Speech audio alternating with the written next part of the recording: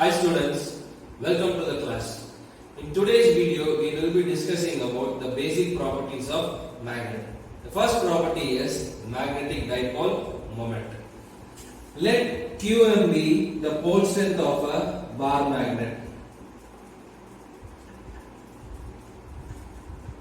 and L be the distance between the geometrical center of a bar magnet, that is to a pole strength. So L we will be calling it as magnetic length. The magnetic dipole moment is defined as the product of pole strength and magnetic length. So magnetic dipole moment is given by Pm. Pm vector is equal to Qm into D vector, where D is known as the vector quantity which is from the south pole to north pole, which is represented as 2L. So the magnetic dipole moment is written as Pm vector is equal to 2 into Qm into L. The SI unit of magnetic dipole moment is Am square. The next one is magnetic field. Magnetic field is a space or region around every magnet where we can influence the magnetic property. So the magnetic field B vector can be defined as the force experienced by unit pole strength. So which is written as B vector is equal to F vector by Qm, whose SI unit is Newton, A inverse, meter inverse. The next is types of magnet. So totally we have two types of magnet. One is natural magnets and artificial magnets. Iron, cobalt and nickel falls under natural magnets, and man-made magnets that we call it as artificial magnets. So normally our natural magnets are weaker than the artificial magnets. So based on this, properties of magnet. First one is, when a freely suspended bar magnet comes to rest in north-south direction. So when a freely suspended bar magnet comes to rest in north and south direction, a bar magnet normally attracts another magnet or magnetic substance towards itself, so that we can say the magnetic attraction will be maximum at poles.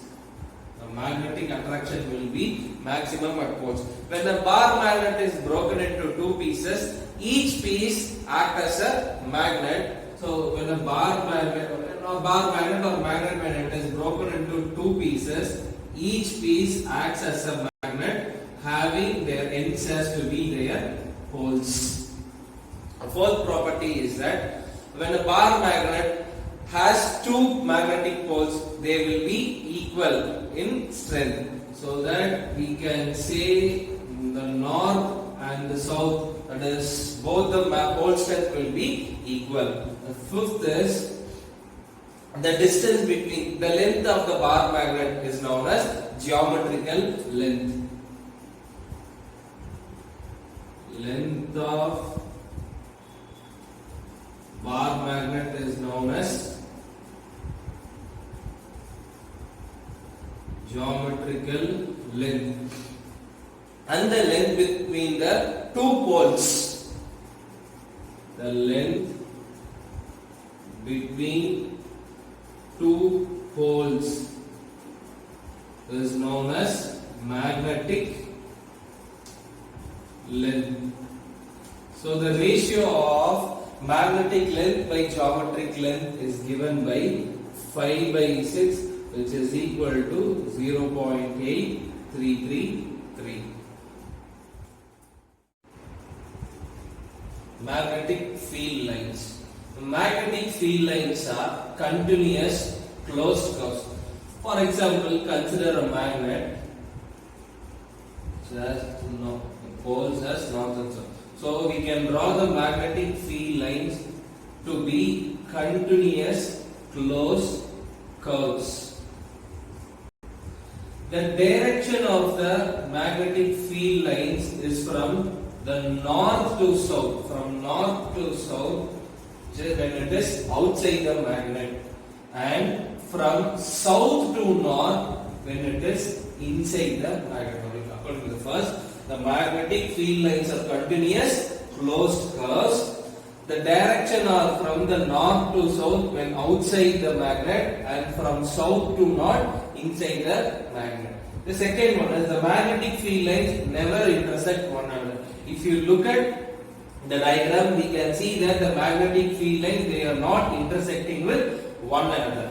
The degree of closeness, for example, if the magnetic field lines are very close, which means the strength of the magnetic field is relatively high. Suppose if the closeness of the magnetic field lines are very weak, we can say that the magnetic field lines are weak. So the magnetic field line, the closeness of the magnetic field lines determines the strength of the magnet.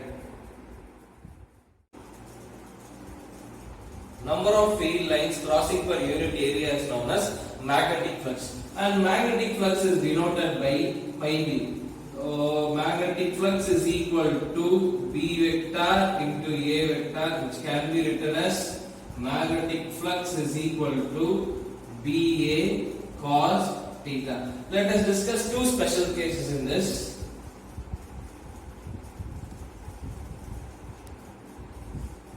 First one, when the magnetic field is kept normal to the surface, which means theta is equal to 90 degree. We can say that magnetic flux will be BA, is at maximum,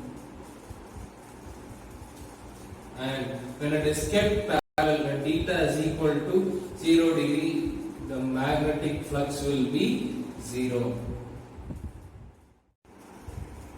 The SI unit of magnetic flux is Weber. So this leads to magnetic flux density, which is defined as number of magnetic field lines crossing per unit area, which is kept normal to the magnetic field, and its unit is Weber meter square, which is also known as Tesla. This topic, magnetic flux or else magnetic field lines, everything is relevant or similar to electric flux or electric field lines.